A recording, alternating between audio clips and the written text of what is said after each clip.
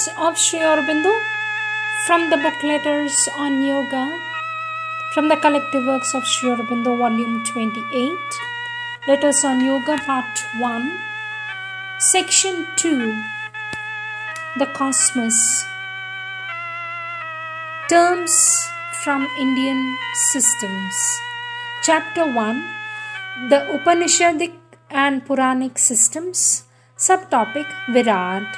Sri Aurobindo says, Virat is the outer manifestation, and if we take all that as Brahman without knowing what is behind the manifestation, we shall fall into the intellectual error of pantheism, not realizing that the divine is more than this outer manifestation and cannot be known by it alone.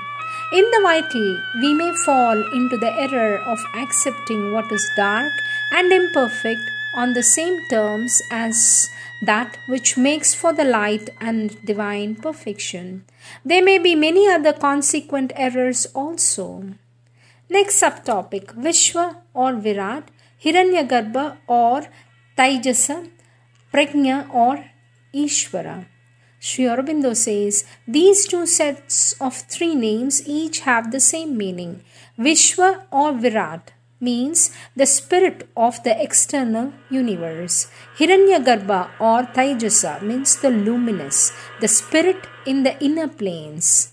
Prajna or Ishvara, the superconscious spirit, master of all things and the highest self on which all depends. The mental cannot be Ishvara.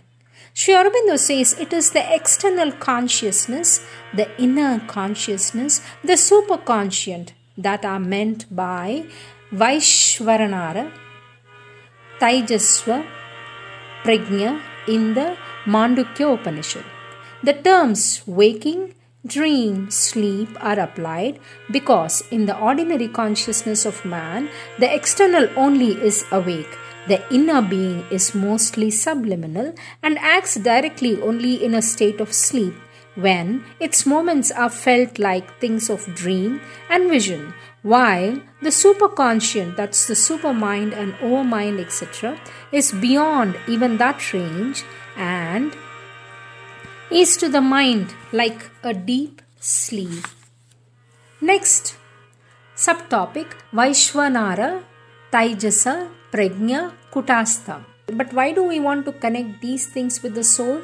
These four names, Vaishvanara, Taijasa, Prajna, Kutastha, are given to four conditions of transcendent and universal Brahman or self. They are merely conditions of being, consciousness, the self that supports the waking state or sthula, consciousness, the self that supports the dream state or subtle, consciousness, the self that supports the deep sleep state or casual consciousness, karana, and the self in the supracosmic consciousness.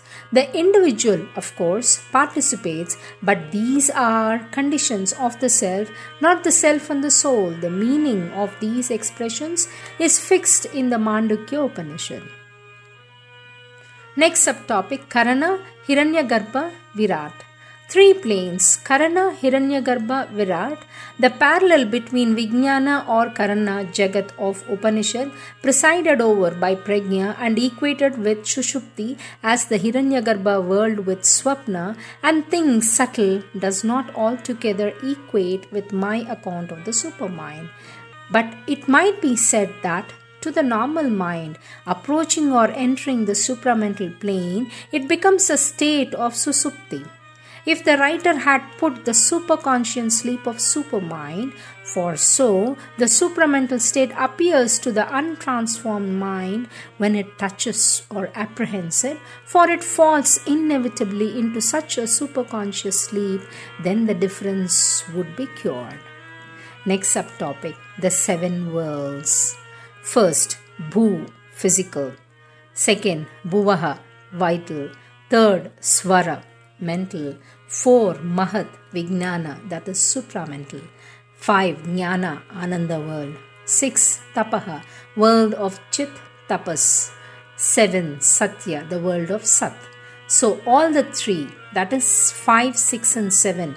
That is Jana, Ananda world, Tapa, world of Chit Tapas, Satya, world of Sat, is nothing but Sachidananda worlds. Next subtopic, the worlds of the lower hemisphere. The Bhuvarloka is not part of the material universe, it is the vital world that goes by that name. Dyuloka, that is the mind world. Bhuvarloka means vital world. Bhurloka means material world. Swarloka is the highest region of Dyuloka, but it came to be regarded as identical with it. Next subtopic, Tapoloka and the worlds of tapas. Sri Aurobindo says that is the original Tapoloka and the worlds of tapas. That is the original Tapoloka, says Sri Aurobindo, in which the principle is Chit and its power of tapas, but there are other worlds of tapas on the other planes below. There is one in the mental, another in the vital range. It is one of these tapas worlds from which the being you saw must have come. Next, chapter 2, the Sankhya Yoga system. Subtopic, Purusha. Sri Aurobindo says Purusha is the conscious being who supports all the action of the nature. There is no fixed place, but as the central being, he usually stands above the other. He becomes also the mental, vital, physical, psychic being.